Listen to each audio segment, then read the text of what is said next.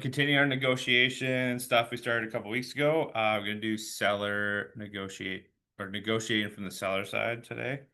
Again, like on the buyer side, starting out with good contract setup is obviously key. So how to structure your exclusive seller reps. I know I went through a couple key points on the Monday meeting last week, but we'll just go back through them quickly.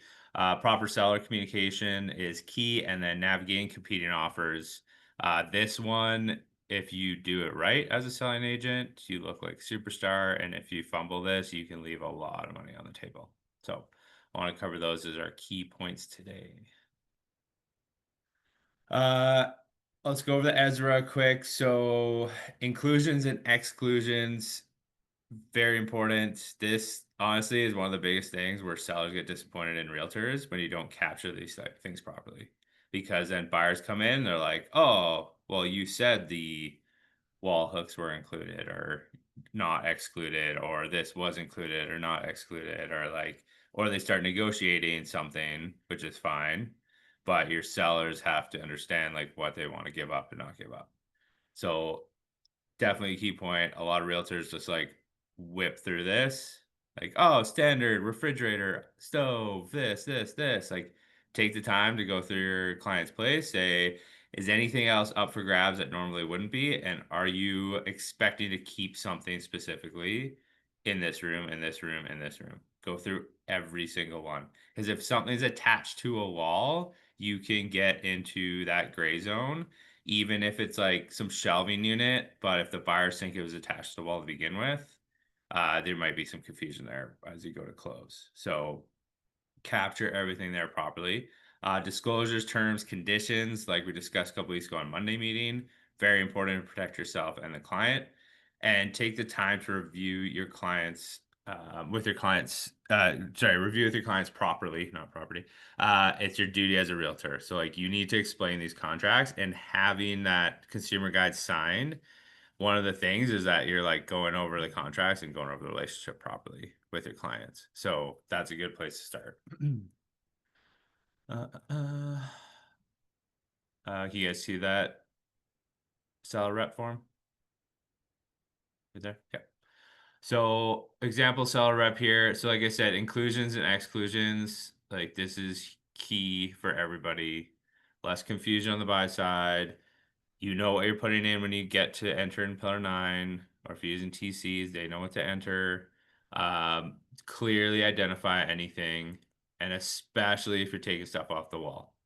So on my house that I just sold, we had a shelf very secured to the wall because it was an old truck bumper that we turned into a shelf. We obviously want to keep that. My dad made it for my son, so made sure that's excluded right from the beginning. Just your clients need to know, like any big things that are attached to a wall like that, you have to patch and paint what you've wrecked when you take it back off. So things like TV wall mounts usually stay these days, mostly because the sellers don't want to bother patching and painting even more walls. And often, they're already in the right spot. It's just easy to leave behind. A lot of buyers will ask for them specifically now too.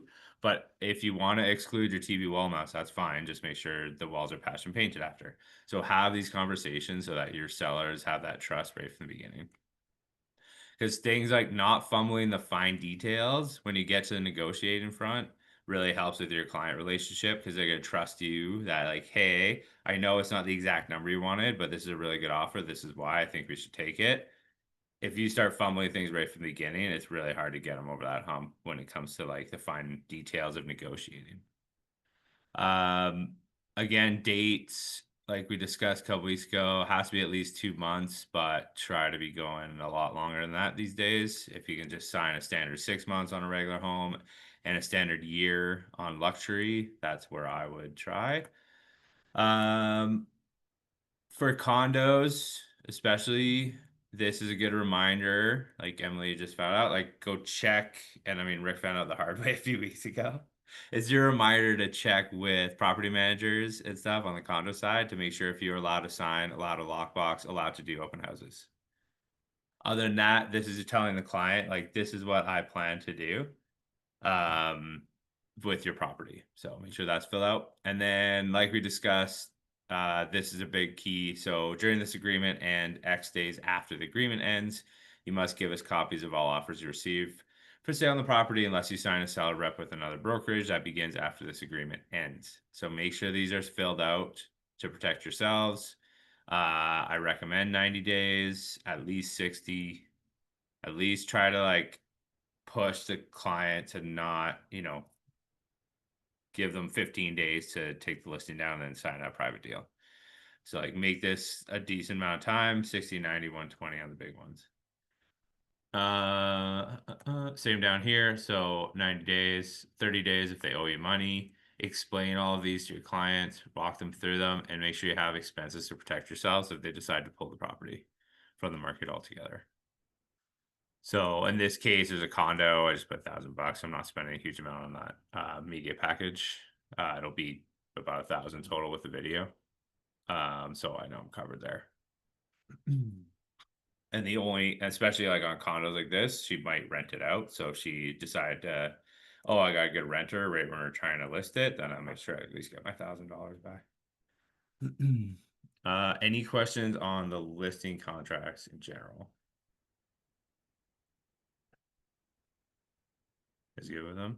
So in the property information, again, make sure your clients have disclosures that you're discussing the importance of that.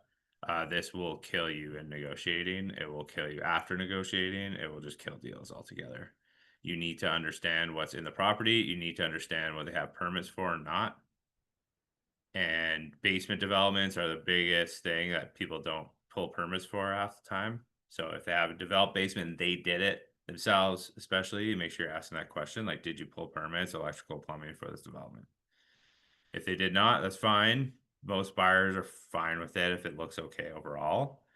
You can get permits after the fact though too. So if you think this will affect sale, like if you're in a higher neighborhood and most people have their permits, I would recommend going to the city or the town and pulling permits after the fact. They usually charge you double for after the fact permits, but at least you can get it done. And like $1,000 might actually net them 5 to 8 grand more on the other end, depending on where the house is.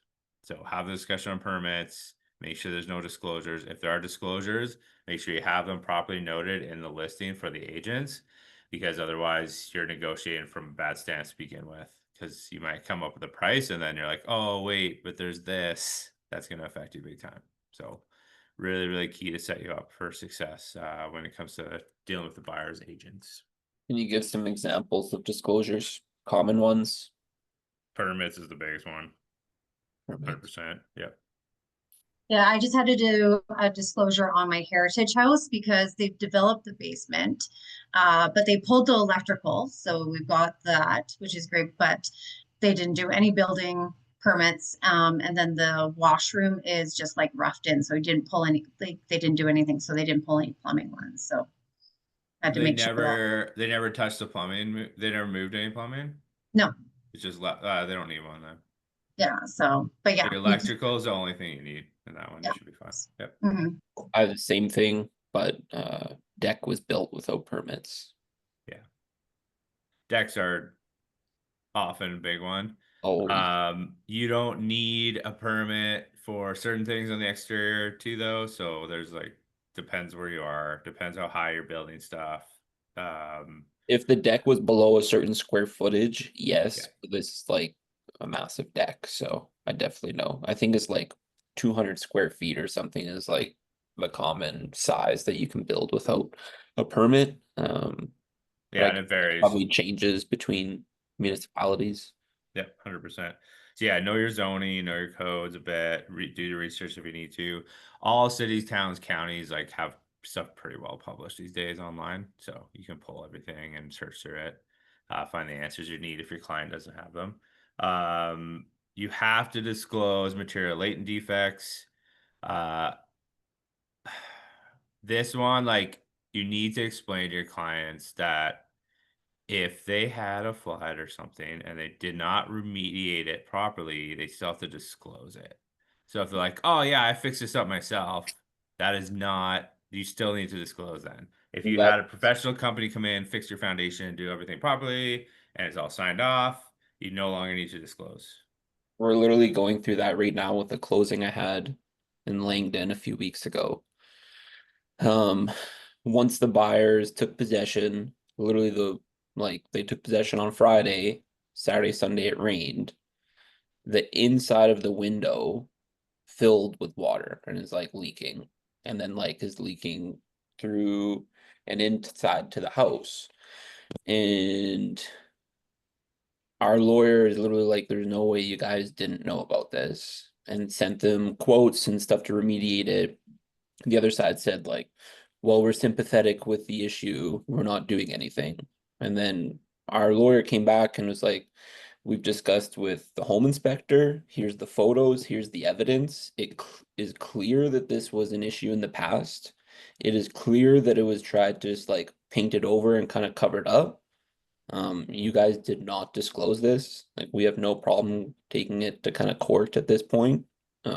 Or you guys can just do the right thing and pay to get it fixed. So we're waiting to hear back on that. It's gonna get good. That's a good example one. Like That's I'm interested. 100%, yeah, a material latent defect that they knew about and did not disclose and didn't even disclose to their agent. Yeah. And in like even the home inspector was brought in for his opinion and everything. Like, it's kind of it's a little frustrating to see because you do everything right. Yeah. And then you get that once people take possession of the home. Yeah, in this case, like that's illegal. So sounds like you guys will have a case and there's proof that they knew and move on. In my case, I don't know if there's any proof that my guys knew. It's hard to tell. So I don't think I'm gonna pursue any legal action, but it sounds like you guys have a pretty good case if there's evidence that they tried to touch stuff up. But Yeah. yes, so like Well, discuss that with your clients. Like it will this could lead to hundreds of thousands of dollars if they yeah, do not disclose to you. a good one there, Andrew, in the older homes is the asbestos. You'll find it kind of everywhere Yep. in the stipple ceilings to the floor tiles. And we had that back in Varsity a few years ago in a house that I sold, and it came up and they did the testing, and it can get expensive even back then, and remediation, and yeah, it was a Yeah, it mess. depends. Like if it's just in your ceiling, like insulation, that's not bad. They just come in and suck it out. But yeah, when it's like the whole house, which 50s, 60s, 70s, but definitely 50s and 60s bungalows in Calgary, it's everywhere. You can't open the ceilings up, you can't touch anything. Yeah, As soon as you're like, oh, I want pot lights, like gotta rip the ceilings out. yeah, yeah, the stipple ceiling, everything, Yeah. and aluminum wiring is another one. Yeah. If there is aluminum wiring left the house, you must disclose that. Like, but I mean, it's rare these days, but if you're dealing with anything super old, then you're gonna probably have more disclosures. So just run that through with your clients a little bit more. If you're dealing with century homes, most people understand that there's like a lot of old stuff in them. So if you are not sure of what to disclose, like you gotta get them to run through the lawyer. So super easy. Hey, who are you using for closing? I think I'll use these guys. No problem. Let's engage them now.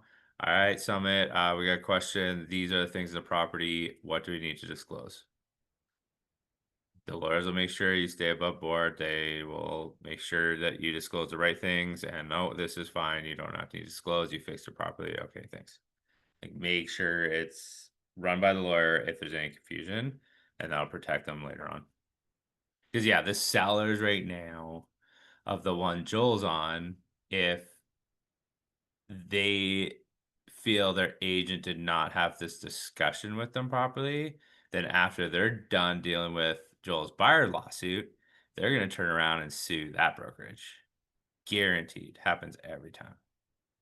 Pretty much they'll sue them regardless at this point. But if the agent didn't cover their own ass on this stuff, like then you're talking about, Rika coming after you, and then you got insurance to pay out, and then that's not going to cover half of the shit. So it could be big fines on this. So, like take the time, document when you had the conversation. If you think, especially if you think they're hiding stuff from you, do not list the house if you know they're hiding stuff from you, because you will guaranteed you're taking fall on some of this stuff. So if you know they're hiding stuff and they refuse to disclose it, do not list the house. What if you like, you know, you're verbally going over like section 15 here and they're like, nope, nope, nope, nope, no. And then something comes back. Well, that's fine. You say like on May 8th, we had the listing appointment. We went through all these things. I explained them to you properly. You told me no, no, no, no, no. I've actually been getting my sellers to actually like initial right beside. Yep, that's fine. So just to Yep. kind of extra protection, if that makes sense. But do not pre-fill this stuff out without having the discussion with them. That's Oh my no, thing. I Check every verbally time. ask. No, I'm just saying like that's why you do it like that, and I do it like that too. But I Mhm. always print it out if I'm coming to a listing appointment, and I'll like ask them, okay, are you aware of material and defects? Do you know what that means? This is what we need to disclose. Go through every one, because then you can say, hey, on May 8th, we went through this, you signed off on it. Mhm. Yeah. And then you're covered. But yeah, like if you half-ass, if you like check off no and send it to them in DocuSign and never have the conversation, like yes, you're just setting yourself up for some bad stuff down the road if you're not careful.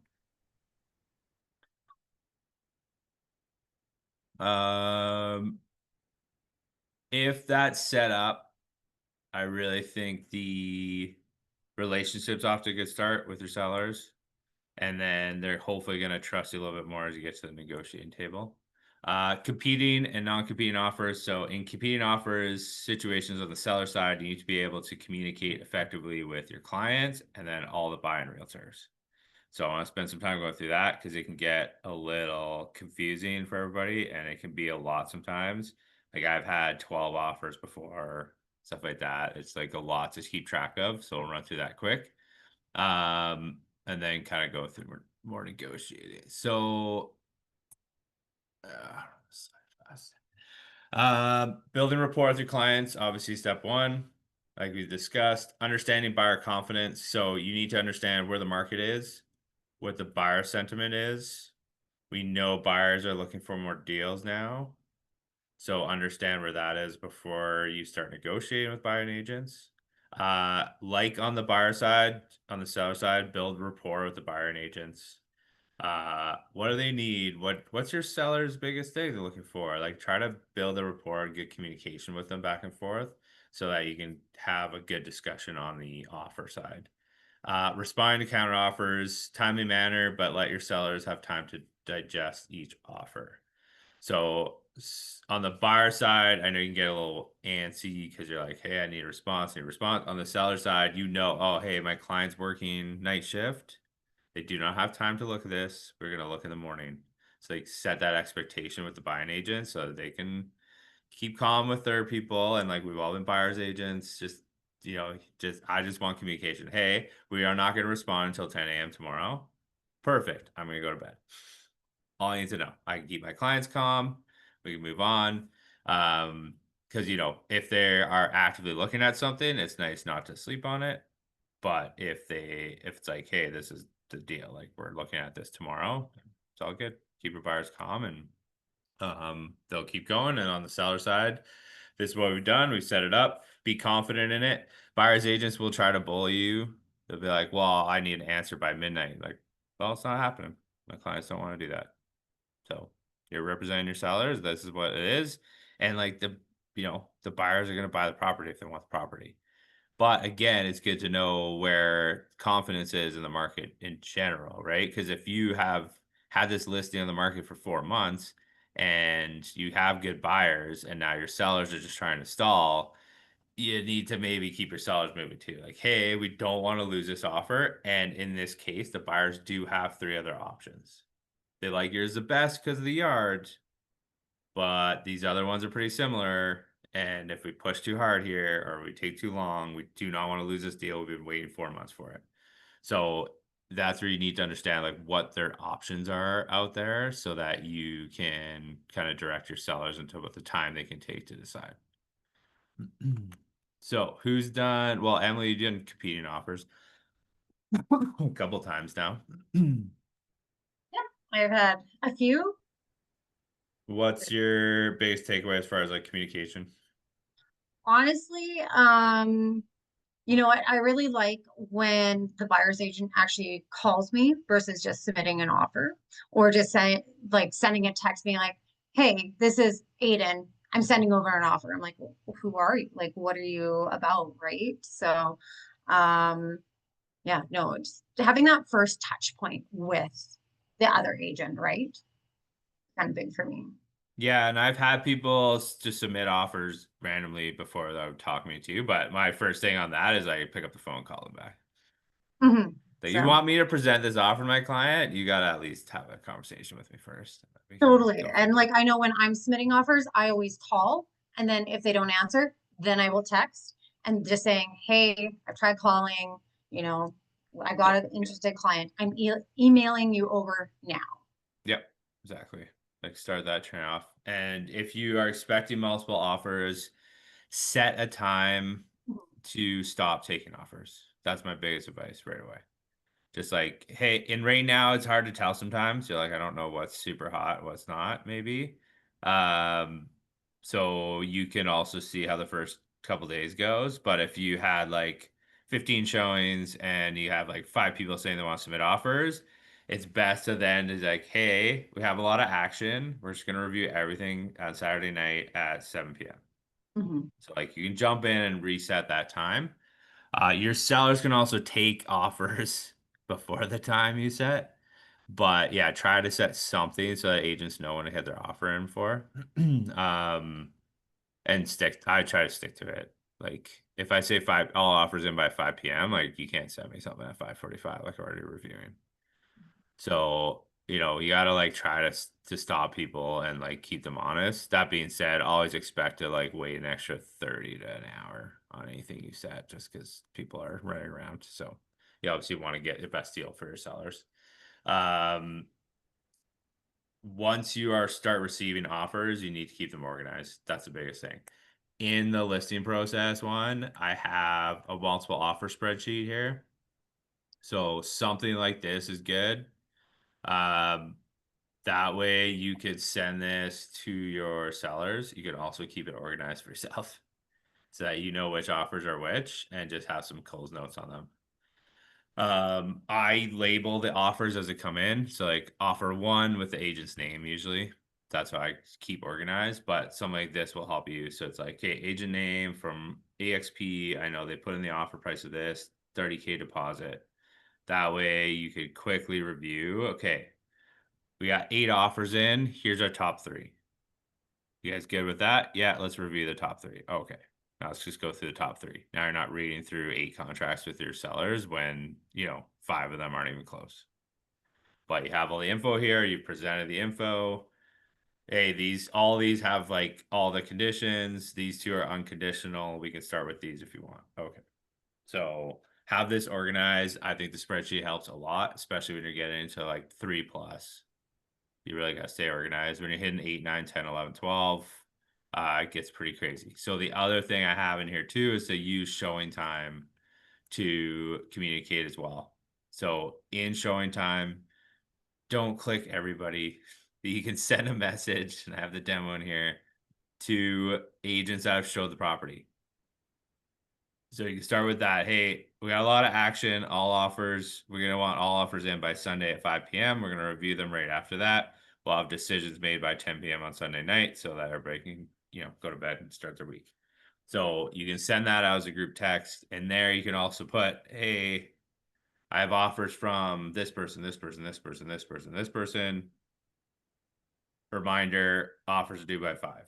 So you communicate specifically with the agents that have sold your property. If you've had like 60 showings and you're looking at, 4 or 5 offers, well, then you can just start emailing them. So the biggest thing here, though, is to let the agents know, hey, I have offers in from these agents. That's all you need to disclose. And that just proves that the offers are in, and they do have the right to ask you, like, okay, which agent submitted that offer, right? Yeah, it's Andrew from Real Broker. Right, no problem. That's all I need to know. So that you're not just making up fake offers. From the seller standpoint, the biggest thing here is you need to continue to give the appearance of how hot the property is so you can get the best deal. It's like, hey, I have 3 offers in. These are the agents. Does anybody want to revise their offer? Or, hey, they're all really close. Does anybody want to revise their offer? Emily's in Riverside was perfect because like she had a target price from her sellers. Both offers were under that target price, which is like, hey, I have another offer. You guys are really close. Do you want to revise? We're not getting what we want. That kind of language, right? It's like, do you want to revise again? You don't have to tell them what it is, and you will get people that will all of a sudden bid up like 30 grand. It's like, no, I don't want to lose this house. So give them what they need to know. Hey, I have 3-4 offers in. You know, 3 of the 4 offers could be garbage, but that's all you need. And I often say, like, if you have a house, you know, listed, you just need 2 offers to get the price you want. Because as soon as they knew something else is in, even if it's 30 grand under, someone usually will just give you list price, get it over with. Yeah, because as soon as I told the one agent that we had another offer, all of a sudden I feel like her panic set in, and all of a sudden their first and final offer jumped up 15 grand. Yeah. So I was like, Yeah. oh, okay, yeah, no, that was not. So Yeah. So it's like everybody's final offer is never their final offer. no. So another thing to keep in mind too, like when you're on the selling side, the buyers often aren't putting in the full value unless they're paying cash for the whole thing. So your sellers are going to be way more protective of their actual dollar amount. So you can usually coax buyers to give you more money because they might only be putting 20% down, might be putting 5% down of that. So if it's an extra 5 grand, they're only putting 5% down. It doesn't really change anything for them. But for your sellers, it's 5 grand in their pocket.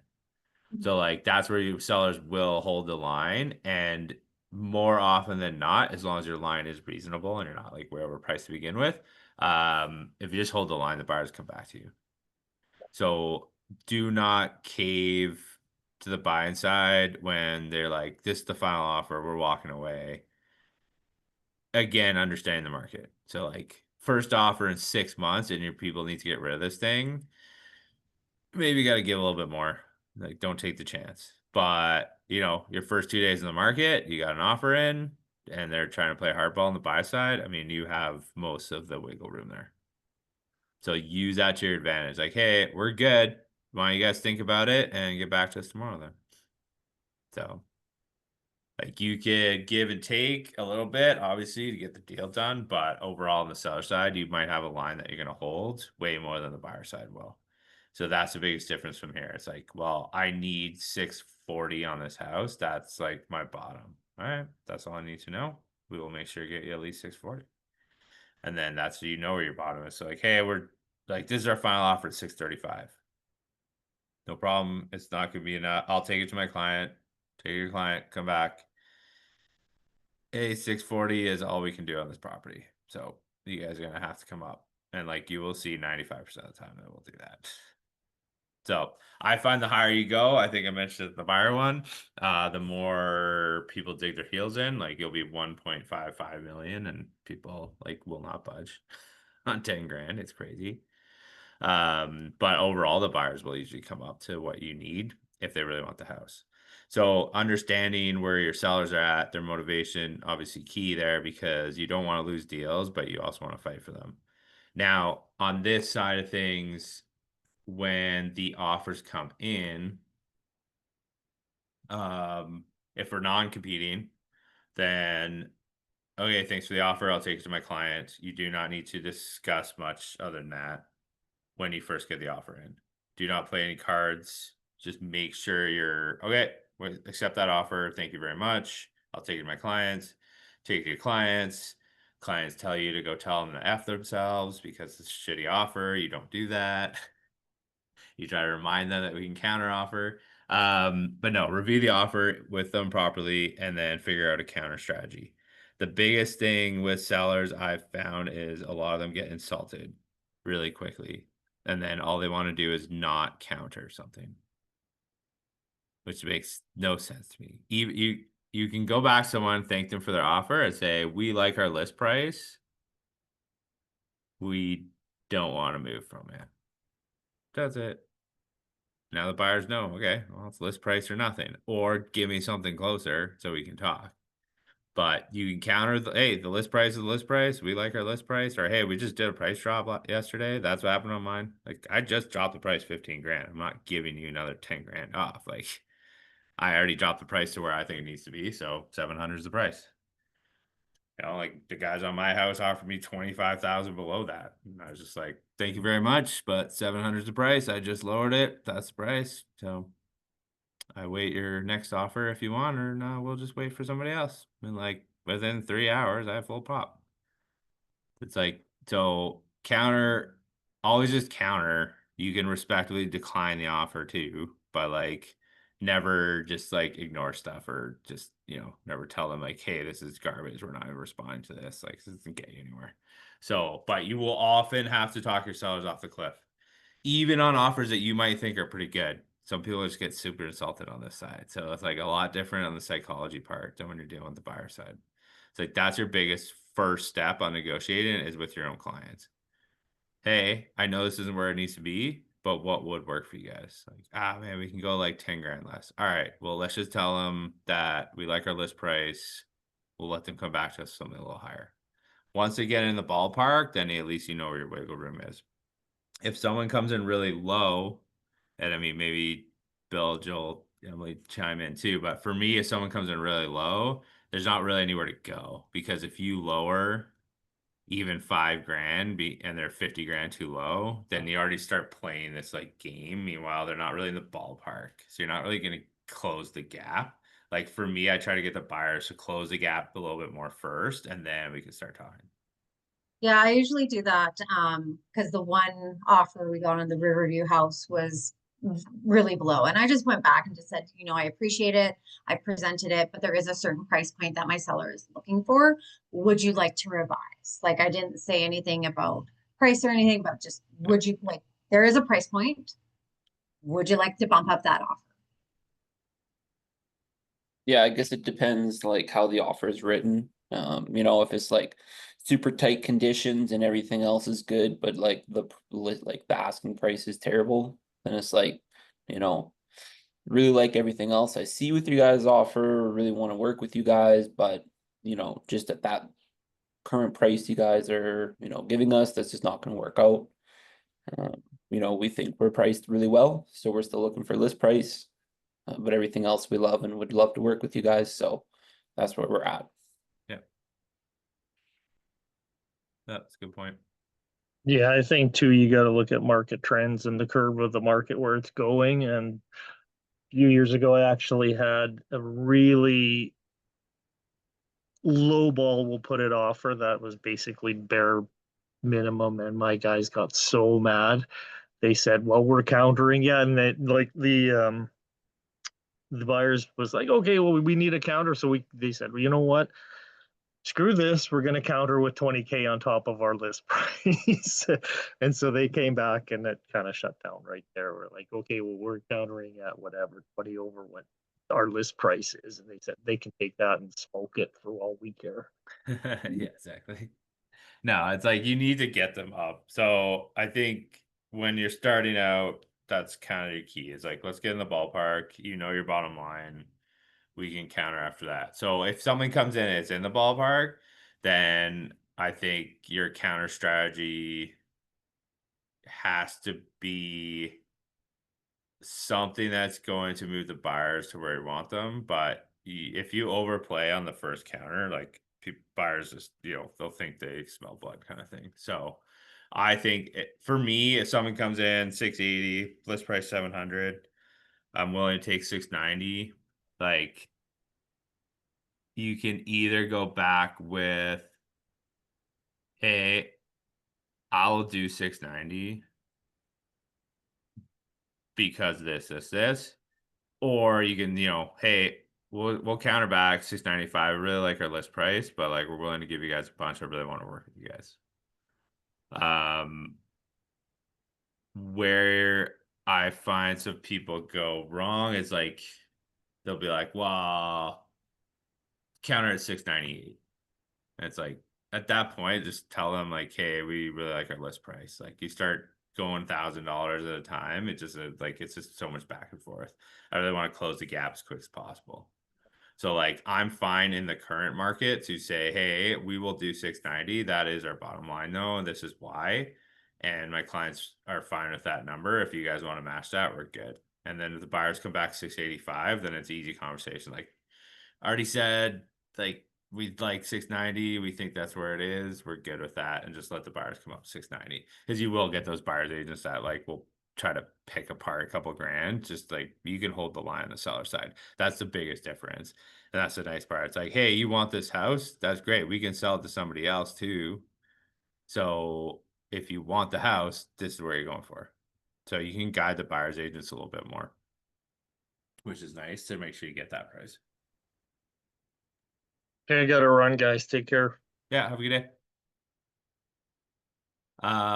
Back to the competing offers. So once you have set up competing offers properly, communicated properly, and you know the one you're going to accept, I just wanted to close that off as to make sure you keep the communication still going and let everybody know, hey, we've accepted an offer.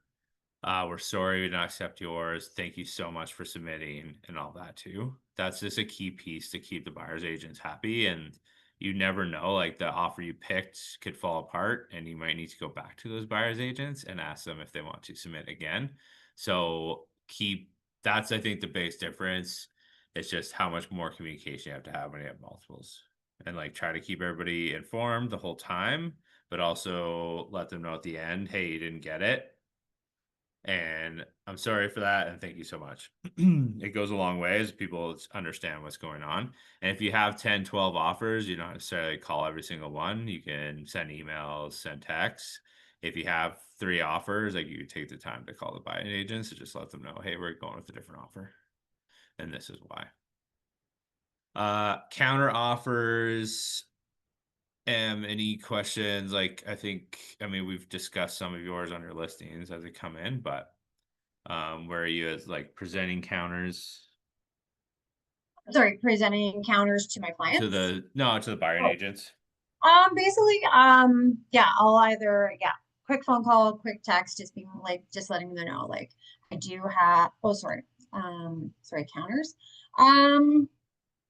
Actually, mine have been like really, really easy. Like we just like right away. Usually, I feel like I've had a few unicorns, to be honest. We just kind of say what we're looking for. Like there's a certain price, we come up to a price. Let's meet in the middle, and it's usually done. So I feel like Joel probably has better ones.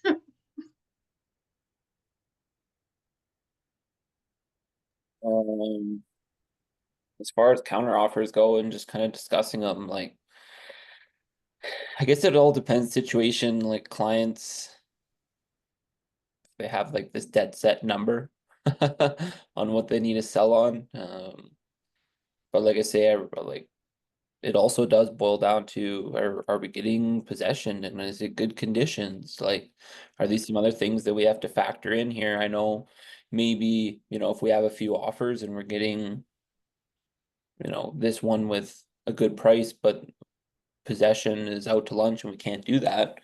Or this one where the price is not exactly where we'd like to be and they won't come up. But it's the possession we need, then it's just trying to get clients on that page, but also then the other people on the other side, like, try and push for that a bit. In the winter, when I had that listing out near Green Williamstown, like I was on the market one day. I was listed at 420. And I got an offer, I think it was 385 one day on the market.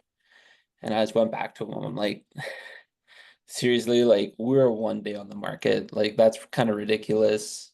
Like, I don't know what your plan is or what you're trying to do.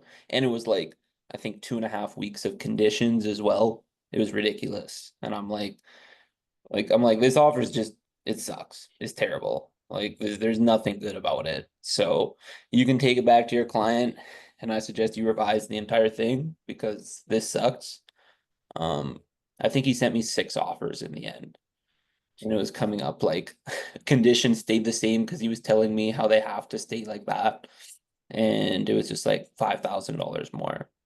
and then another like $5,000 more. And I think the highest he came up was like 415. My clients are like, we're not taking it. I'm like, I don't think we should either. Like, Yeah. I stopped picking up the phone and he just keeps sending me offers. I'm like, we aren't working with you, like straight up. Yeah. Like, we're just like, I'm telling you right now, you can send me whatever offer you want. We will not be accepting anything you send us. Yeah. So And that's something to remember. Like, sellers don't have to sell to you. Doesn't matter what price you put on there. So comes in full pop, and you're like, conditions aren't good, possession's not good. We don't want the offer.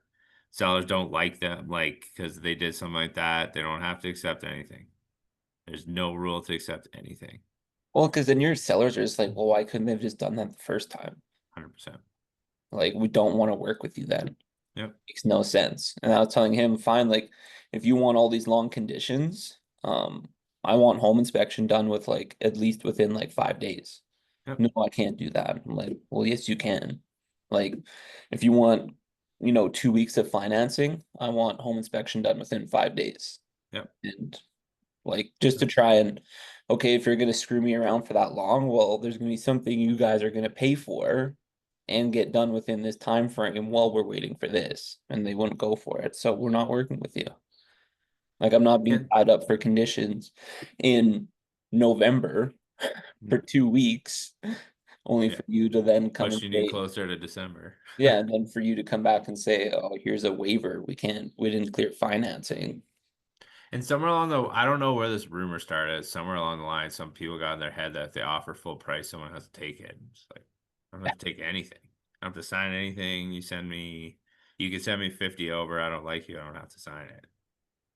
So it's like, it's weird. I don't know where that came from. I've had that multiple times. I think possession obviously could dictate the price a lot. So I've seen a lot of agents not use that as a negotiating tool, but it is, because if buyers want me out early and because of that I need to rent something or rent storage, that's worth money. So you want to force me out early, no problem. I need 5,000 extra. I'm willing to do that. Or, oh, I want later possession. I'm willing to give up 5,000 extra. But like time here and like storage and rentals and all that stuff has actual dollar amount. So don't let your sellers get too hung up on that part too. Just be like, hey, let's just negotiate it. They want you out 30 days early. It's going to cost you X to do that. Let's make sure they pay you for that. And then let's try to close the deal. If they have nowhere to go and they have a new baby and all that stuff, well, that might not be a negotiating point, but a lot of the time it's a misnegotiating point. And I've done it many times. Like, hey, we got full price offer, love it. You guys want us out too early. My client's house isn't ready. They'll take 10,000 extra. So make it 710, send it back over. We'll do that possession. Done. No problem. Just pay me back for the time. And the storage and the moving, and I gotta go live in my trailer, whatever it is. But just tack that on and let's call it a day then. And then it works for your buyer. Otherwise, the buyers are probably incurring costs. So I'm fine with it. And the buyers might be willing to just give you 10,000 more. They're only paying 2,000 of it. And that's 10 grand less than they'd have to pay for Airbnb. So like use that time frame for negotiating 100%. And use deposits strategically as well. Because a lot of sellers accept too small a deposit, and like deals do fall apart at close from time to time. So don't forget about the deposit. Like, hey, that's great, especially on long closes. So like, that's great. We'll give you a 90-day possession, but like, we need 25 grand. Like, I can't take 10 because you guys walk in 90 days and we're stuck with only 10 grand and the market shifted and I got to sell this thing for less. Like, this could be a problem. So if it's going to be long possessions, especially, like push the buyers for the bigger deposit so that your sellers are more secure. They walk in 90 days, no problem. You pocketed 25 grand, we'll resell it. Even if we sell it for 10 grand less, you're laughing. Got more money. It's not a fun situation. It's always stressful because there's usually a bunch of moving pieces. Like my guys don't close today, then I'm on the hook for 3 loans still until I resell the house. Like it's not fun, but make sure you have enough money in the bank for your sellers to compensate for that. So don't forget all the negotiating pieces, like Joel's brought up a couple of times, like everything is a negotiating piece, and it just really depends on your seller's goals and then timelines as well.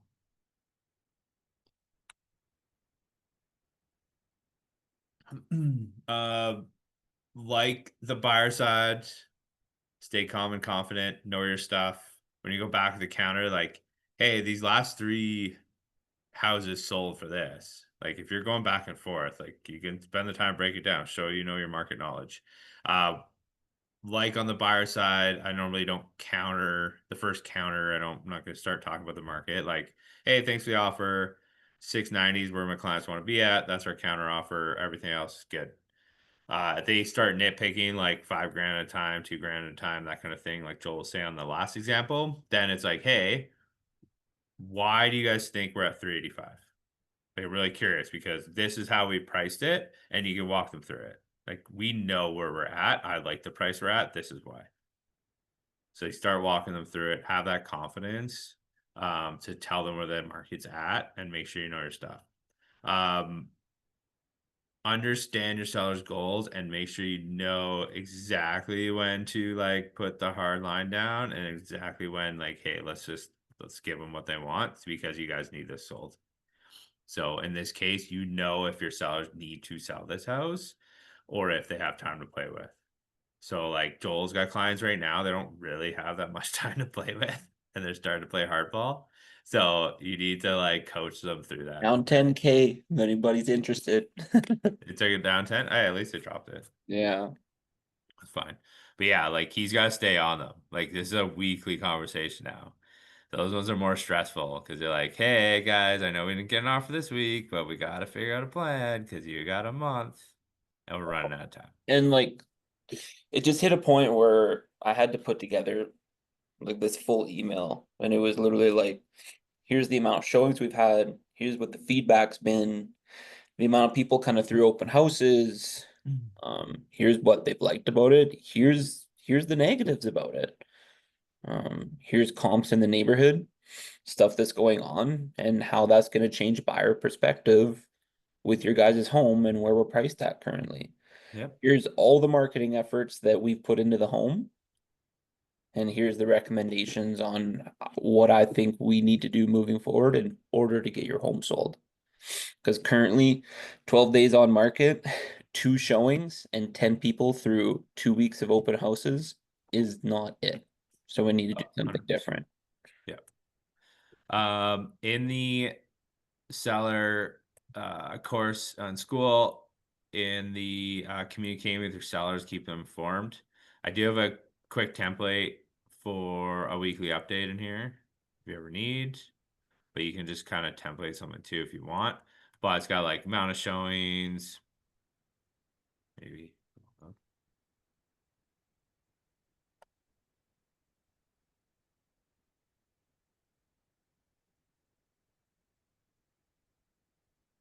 No, at least my internet worked this one. There we go.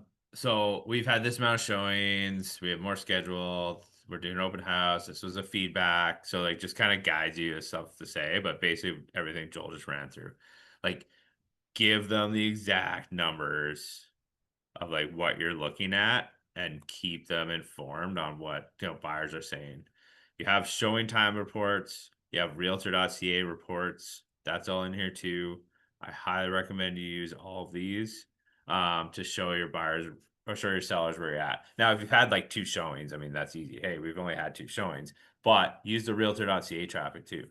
Like, hey, I listed a house last month and it had like 800 views in the first week. You only got like 200. I think we're way too high. It's like use those reports to your advantage. Like, hey, we're not getting any traffic. If we get no traffic online, we're not going to get any showings either. So all these tools, make sure you use them, keep your sellers informed, and make sure you give them at least a weekly update, but also have that talk before. Hey, how often do you want me to communicate about what's going on? So I usually do mine weekly after the weekends, so I can sum up any open houses we did. And then that's a good segment. Hey, I know it's been a couple weeks. We've been at this price. This is the traffic we got. I really recommend that we do some sort of adjustment here because we need to kick up more showings. So have those conversations every single week, and then your clients won't be blindsided. Realtor.ca showing time reports. Yeah, Realtor.ca ones are really nice too. They have graphs and everything, so they look all pretty for your clients. Any other questions? That's good. Okay, next week, Kat's gonna host. She's gonna go through all the social media resources, how to use the templates in Canva properly and set all those up, and some other tools there. So I'm gonna have her run that. I'll be on a plane. So